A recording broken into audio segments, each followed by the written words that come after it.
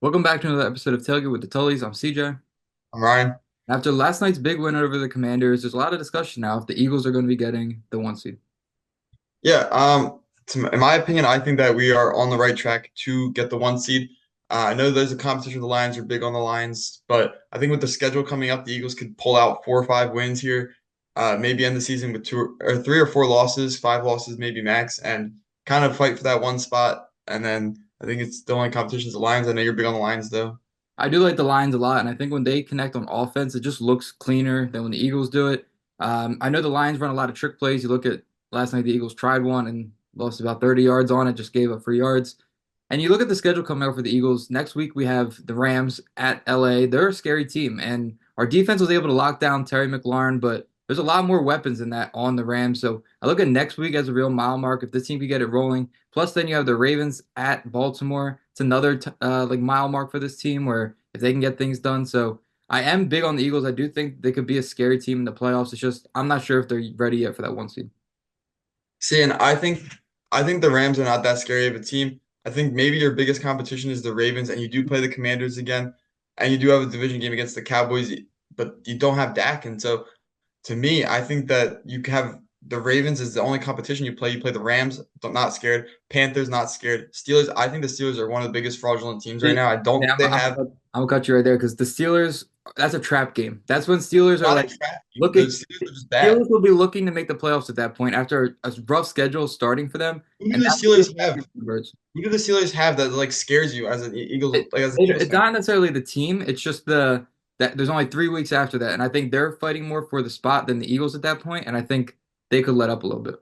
I think the Steelers are not the team that they like. I think that they're just playing way better than they should be, and they're getting these wins against teams that aren't as good. And I think that that is going to be a real testament. Like people are saying that they have a chance against the Ravens this year. I don't think that happens, and I don't think that we have real trouble with them. And they're playing a lot of tough games, and they're going to be worn out. So I think that we easily beat them. Commanders haven't beat a team above 500 all year. Cowboys without Dak and the falling apart. And then you have the Giants. I think there's the only game we could lose is the Ravens, and I think the Rams are better than these other teams, and maybe the Rams, but I just don't see us having too much trouble. No, I think the Eagles are starting to connect at the right time. This defense is playing absolutely amazing with Cooper DeJean, Reed Blankenship, Braun playing like literally a madman. Um, Giannis Bay. yeah, the front is starting to make a nice move. They're starting to get some pressure on quarterbacks. We saw that last night with Jaden Daniels. So Mm-hmm. I do think the team is starting to connect. I would like to see more wide receiver play and Hurts be more comfortable in the pocket. You do see a lot of him getting off that first read and then feeling lost again. There were Yep. even times where he would look like he's starting to run, hesitate, and then throw a bad ball. There was that, especially that one to AJ Brown where he had him wide open, waited too long, and just threw it away. So I would still like to see more progression from Jalen Hurts. But you have the rush game working. You just got Mailata back, so he helps your line out. But I do think there's still more progress that could be made. No, definitely. I think that Hurts has had his troubles in the red zone with he's had a couple of turnovers, he's had fumble. So I think that issue he even last night he had a wide open Dallas Goedert for probably a touchdown, but he held his read with Devontae Smith and forced a bad ball. It wasn't an interception or anything, but it's just that issue. But I think that the biggest thing for this team is this is like the one of the best defenses I've seen in my life. You have like you got the exciting whites of Reed Blankenship and Cooper DeJean. They've been absolutely balling out. Cooper DeJean, I don't think has like missed a tackle at all this year. Reed Blankenship He had has a 3 great open receptions. field tackle last night. Does our whole team does like Yeah. I, my whole life of being an Eagles fan has been the biggest issue has been watching dudes miss open field tackles and let like 30-yard plays. Obviously, it happens here and there, but like Zach Bond is getting everywhere. You got Cooper DeJean flying out of nowhere. Reed Blankenship doesn't mess up tackles. My biggest concern on defense is CJ Gardner Johnson has really not had a positive impact. He's kind of let up a lot of big plays and everything. I think he had an interception last week, but like still, like to me, he's not having a big enough impact. But I think the locker room impact of CJGJ has been a big motivator. I mean, I know Quinyon Mitchell was talking smack start early in the season. You had Reed Blankenship last night. I think that's the thing that CJGJ brings is he has that attitude, and you I do need think that. that's more of the reason they brought him back. I don't think it was Yeah, necessarily worth it's a play. personality thing. You need that kind of guy in there just to bring the juice. And I do want to say, Darius Slay, everyone ripping him all off season. You haven't heard much about him. There hasn't been much to rip. He's more in that leadership role right now, and you have the guys kind of taking over for him. But I don't know. I mean, there was a lot of hate towards him, and I think it was warranted at the time, but I think this season he's kind of shown a new role on the team, and he's serviceable.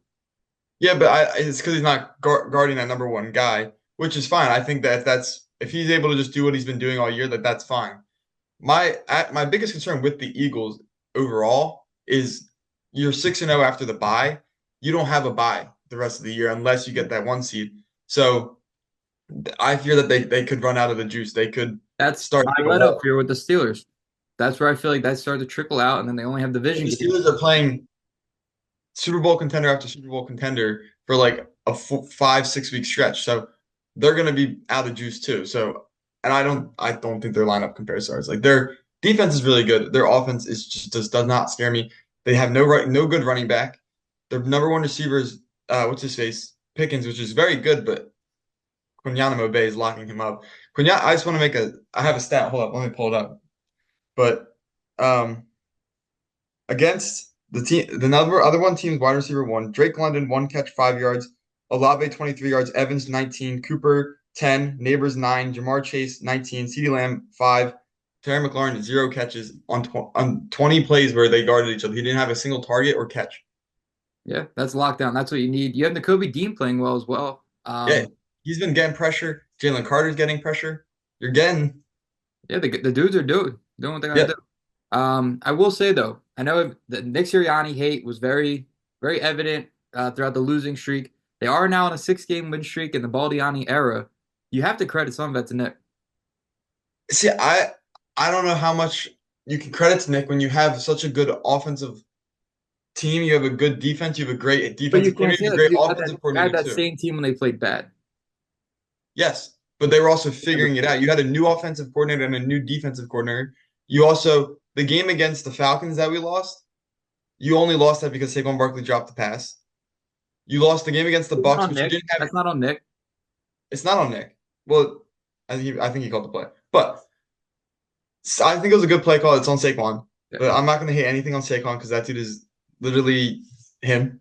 But Oh, then you lose the game against the Bucks. You didn't have, which Bucks are just a kryptonite, but you didn't have AJ or Devontae Smith. So if you want to put that out there, I'm not saying it's an excuse, but I'm that was saying not on the defense too. The defense did. no, yeah, but I'm saying you lost 2 games that were very winnable. It's not like you were like I don't stress those losses as much in the beginning of the season. At the time, I did, but I wasn't expecting you to go on a 6-0 run after that. So I know in the moment it was scary, but I think now I'm okay with it. Yeah, I do think the team winds up in a great place in the playoffs. I'm not sure who we line up to play, but if we could get that first round bye, I think we stack up well with, resting our players, getting that bye and just making a quick run at the end. You don't want to see us fall off like we did last year. I know that's a big fear now with the 6-0 run we were on. You don't Hmm. want to see that just start to trickle and then the team get worse chemistry. That's always my fear is that the chemistry starts to fall off towards the end of the season if you start to lose. I know that was the opposite in 2017. Everything started to pick back up when you had Nick Foles like inspiring the team, but we haven't seen that with Hurts. We haven't seen him really rally the guys together, and that kind of scares me coming into a postseason.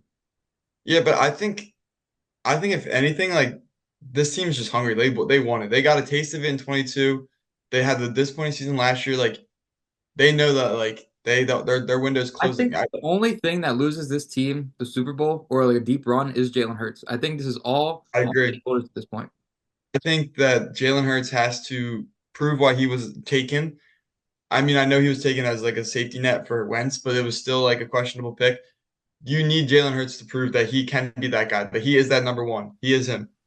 But I still don't get how he hasn't progressed these reads. Like if the first guy It isn't there, scares me. if he doesn't Yes. know when to step up, he doesn't know when he should run, and if he is Yep. running kind of high stepping it, he's not putting on the burners, and that scares me still. Yeah, but he shows, and I don't get how one guy can show so many signs of greatness and then like just the next play look like he doesn't know what he's doing. And Mhm. I don't know if that's from a coaching aspect that he just hasn't been able to like lock in with one guy and really get like one guy's coaching because he's had a different offensive coordinator every year. But like that's the only thing that scares me is like how can you be so good and so like awful? It's, like it pains me. Like It's the first Philly half he looks setting, horrible. Philly's lineup. Yep, exactly. Like he looks like he could be a top 5 quarterback one day, and then the next day it's like, okay, put Tanner McKee in. It's almost like the moment just gets too big for him at times. And I again, I know this is to me the reason they lost the Super Bowl was the fumble. And It you can't was. have moments like that in the postseason. And you've seen it time and time again with Hurts, where he's going to turn the ball over, and it's you kind of have to plan for it on defense that we're going to have to get stops because there's a chance Hurts isn't going to follow through. No, I completely agree. I think Jalen Hurts has the most pressure on him that he's ever had in his career. I think that there's no excuse for this team to not win the Super Bowl this year.